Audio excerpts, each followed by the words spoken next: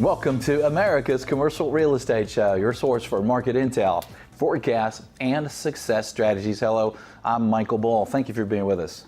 This segment is brought to you by my company, Bull Realty. We help businesses, investors, and developers buy, sell, and lease real estate in the Southeast U.S. Check us out at bullrealty.com. Well, today we have a cool show for you. The name of the show is Now is the Time to Blank.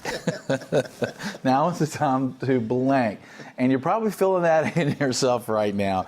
Let me introduce my guest. It's Casey Conway, and he's Chief Economist with the CCIM Institute. He's here in Studio One. Casey, thank you for being with us, sir. Thanks for having me back, Michael. You brought your red shoes, huh? I did. Brought my CCIM red shoes with me. That's great. If they were Nikes, I'd say we should just do it. But they're all birds, so I probably can't say just do it. Next time, just do it. That's right. Well, you know, you think of CCIM, you know, I'm a CCIM. We are analysts at heart. We love the numbers, and that you're our chief economist. That puts you at a very high level. We appreciate you being on the show today. And, you know, I think a lot of people are inquisitive right now about, hey, what is it the time to do? You know, I was just with a developer this morning, and he's like, should I move forward? Should I not? So let's talk about it. First of all, I guess a lot of it starts with the economy, and a lot of the economy really starts with jobs.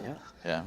Absolutely. So this morning we got the jobless claims data, lowest level since December 1969, 202,000 jobs. So if we're going to see any chinks in the armor and deterioration, we're going to see it in employment first. We're not seeing it on jobless claims. We're not seeing it on the jobs numbers. Now, you know, I don't follow the government made up jobs numbers. BLS minus L equals BS. And that's barbecue sauce for those in the South. That's a polite way that we say it. That's right. And if it's really bad, we say bless their pea picking heart. Right after it. Barbecue sauce. ADP's been telling us we've been producing well over 200,000 every month. They showed 183 last month when the government showed just 20,000. Now, I explained that blip as follows. So we had the government shutdown that affected December and January. And what happened is the real economists were furloughed and went home, and they left the interns in charge. And they didn't know what the numbers were, so they made up 300,000 for December and January when we normally see a slowdown. And then when we should see the turn, you know, with housing and everything start back, they put 20. So we get a new number Friday. I think it's going to be positive. ADP will be very strong as well, I think. So I think we're on track, 200,000 solid jobs. So I would say just do it. I mean, I don't see any real weakness out there. So with great jobs numbers still continuing there, what do you see for income growth, and what does that mean? Is it time to just continue to build and invest, or?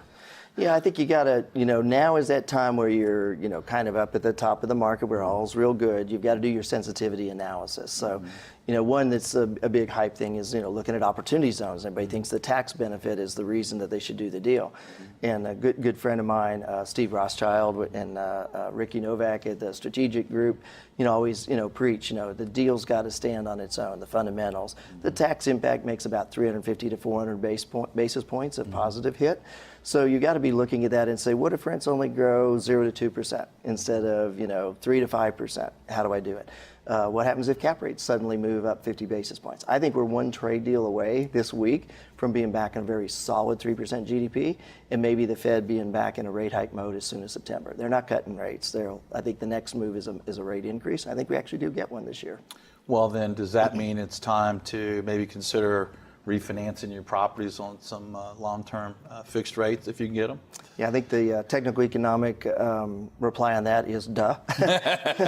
You know, remember, it was only about 6 months ago we were at a 3 1/4 10-year Treasury, and we're, you know, hovering around 250. We inverted. We went below that this week.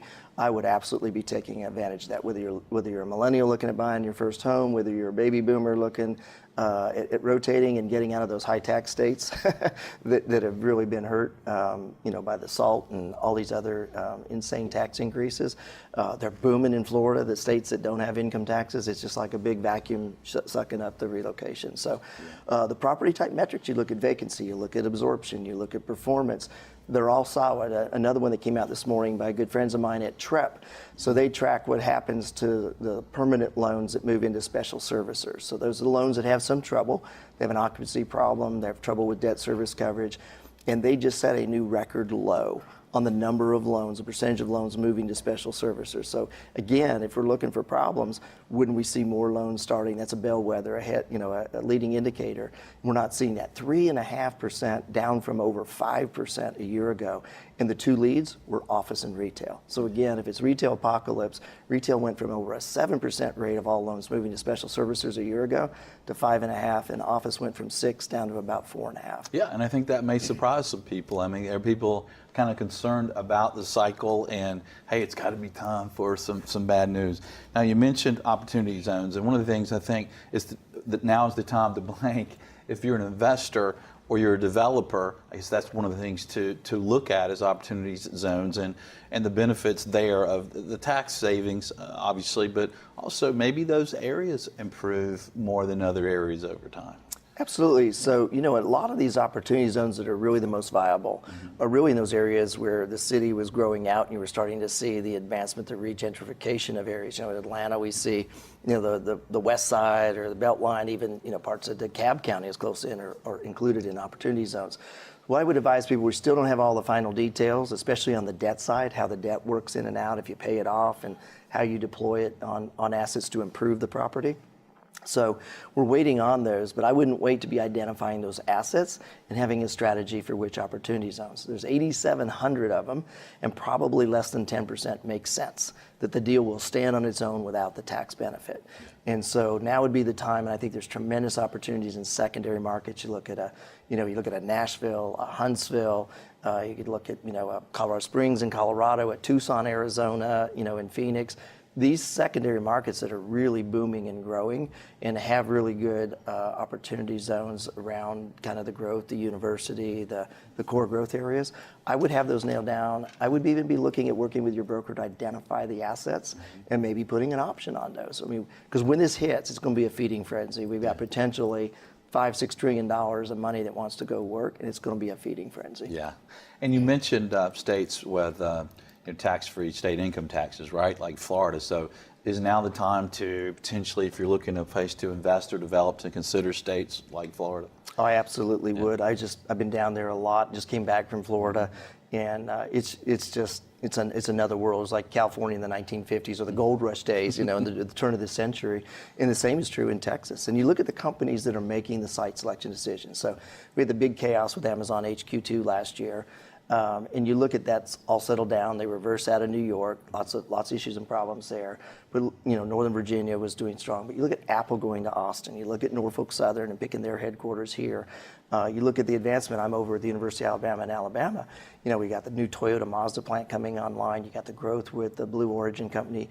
You have Mercedes that's announced a new electric battery plant there. You have Airbus coming online with their new aircraft. You got Walmart using the port and expanding it as their redundant supply chain. You can go state by state. If you drew a line from really Northern Virginia, D.C. down to Texas, it's just incredible growth story. Yeah, and that's where you want to invest, right? Where the action is happening. And what about business owners, business leaders that need space right now? I think one of the things that business leaders are always trying to think about too is the right space for their business to do well, whether it's logistics or employees. So what might business owners think about today for their space needs? That's a great question. So, one of the biggest questions, I have 2 points there. So if you're a business that's medium or large size, it's getting very hard to find big space. So if you're in logistics, you're faced with having to build a building today, and that's a 1.5, 2+ year delivery if someone's got the site and ready to go.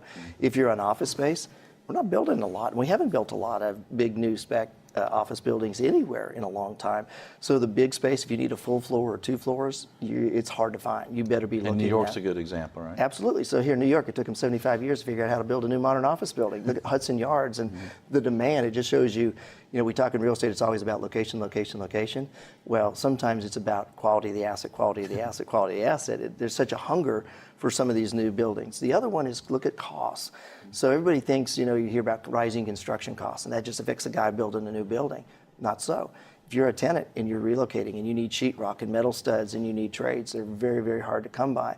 And we're seeing construction costs, both labor and materials, rising north of 10% per year. So I always tell folks, go look at the Association of General Contractors or look at E&R Engineering News Record that have actually construction and economics sections in there. And it's scary. So I wouldn't be delaying, because you could find your costs being up 25, 30% a year, 2 years from now. Yeah, and that means a lot, like you said, for build out cost. It also means a lot for just the construction of the building, and also means a lot based on the timing for expanding your office space or renewing your lease or looking at relocation is based on the interest rates, right? Yeah, so you look at all these, eventually you got to put a permanent loan in place there. Somebody does. Yeah, and so you look at where rates are now, like we said, 250, duh, let's do the deal. Yeah. And then you look at the fundamentals. So you look at the financing's a great environment. The fundamentals are strong. We're not overbuilding really in any area. We have shortages in housing. Multifamily is pulled way back. We're still in a 350,000 unit range. You look at office, numbers are very good. The absorption numbers are positive. The occupancy rate continues to come down. Rents are going up, especially the newer, larger space. Industrial, it's just on steroids. It's, you think it's cannabis in Colorado. And even retail. If retail is so terrible, here's a couple interesting statistics. So last year, according to Real Capital Analytics, my friend Jim Costello, they showed that retail was just shy of multifamily for the most dollar amount and number of real estate transactions. So if retail's an apocalypse and we're throwing it all away, what's happening? I mean, to show you how crazy it is, here in Atlanta, we have a mall that opened up when I was graduating from Emory Business School called Gwinnett Place Mall. It's a great, viable growth area in Gwinnett County. So nothing bad happened there, no job loss, no big bank closings, anything like that. And so the mall is, pretty much died. They're going to retrofit. A group out of Las Vegas just bought it, and they're going to put a cricket stadium in there. And so I thought, that's crazy, right? So I did a little analysis and found out that in Atlanta, we have the largest Indian population that are just, love cricket. And then I started thinking about Atlanta professional sports, right? So you think about Falcons haven't brought us that championship yet. The Hawks haven't brought us that championship. We lost the hockey team. But hey, we brought soccer in, right? Soccer right away gives us finally a championship in Mercedes Stadium. Maybe Atlanta's hallmark is alternative sports. Cricket, soccer, get rid of the other ones. SunTrust is, going to take the park with them to Winston-Salem. And I want to go back to the retail in a moment with you, because it might be the time to consider a lot of things there. But back to the operator leading a business and thinking about that, I think it's interesting what you said. Look, if you're going to have construction costs that could rise in 2 years by 10%, maybe, you might have interest rates rise by 100 basis points or 200 basis points. That cost for your new space, that move might be tremendously more expensive. So it might be the time now to kind of look at your needs. And also, you mentioned unemployment, and it's harder and harder to find the right talent for your business. So your space and where you're located, what it looks like, can be very important there. So don't wait, if you lead a business, to wait for your lease expiration. There's subleasing, there's all sorts of things that can be done there. So that's really a key point, I think, for business leaders to think about today when you add all those together. Yeah, and we're in one of these perfect spots, right, where financing's right, the fundamentals of real estate are right, everything's good. And so if you wait for, that to deteriorate or, to further convince yourself, it's kind of like, when you're young in your 30s and say, why haven't you had kids yet? Well, I'm waiting for a better time. It's never going to be, it's always going to be more expensive. There's never going to be a better time. Right now, I just don't see a better time. If you're someone that's looking to deploy capital, flow through on an investment, you're never, in my 35-year career, I've never seen it this good, not even during the Reagan era. Yeah, well, we're going to take a short break. I want to ask you about, is now the time to invest in retail, develop retail? So we'll talk about some tips there for investors and for developers. Stay with us. I'm Michael Bull, and this is America's Commercial Real Estate Show.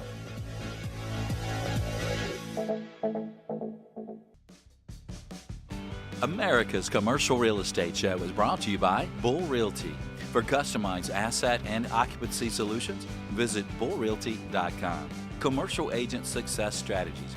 Incredible training for commercial agents. Visit commercialagentsuccess.com. BOMI International. For facilities and property management education, visit BOMI.org. Buyproxy.com. Your global commercial real estate listing service. Visit buyproxy.com. Red IQ, turning multifamily data into actionable intelligence. Visit rediq.com.